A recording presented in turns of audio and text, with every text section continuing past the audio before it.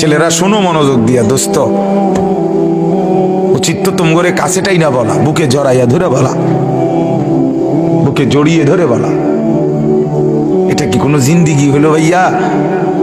কখনোই আল্লাহকে ডাকতে মন চায় না, এক বেলা নামাজ পড়তেও মন চায় না, কোনো দিন ফজরের নামাজ পড়তে মন চায় না, কোনো দিনও আল্লাহকে ডাকতে মন চায় না। আয় হায় হায়, এটা কি কোনো মানুষের জীবন হইল ভাইয়া?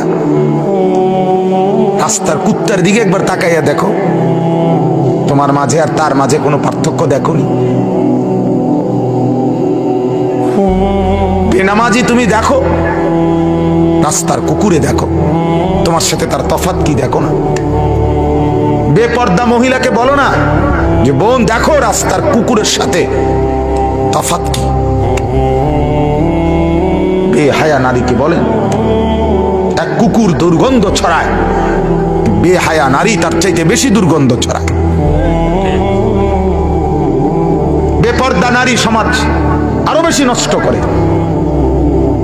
সমাজ নষ্ট করে।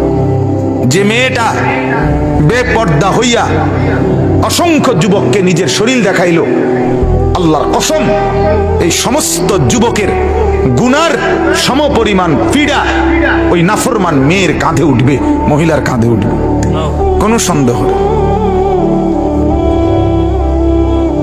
এজন্য বাপ আল্লাহ তাআলা প্রথম এটাই বললেন যে আমার বান্দা বিশ্বাস করো, গোটা জমিন আমি উপযোগী, আমি বানাই দিছি।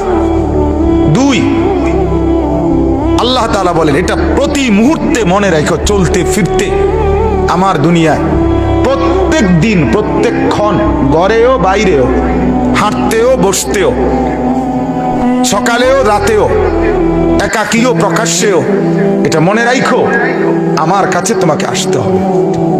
হবে কি না বলেন না? কোনো সন্দেহ নেই।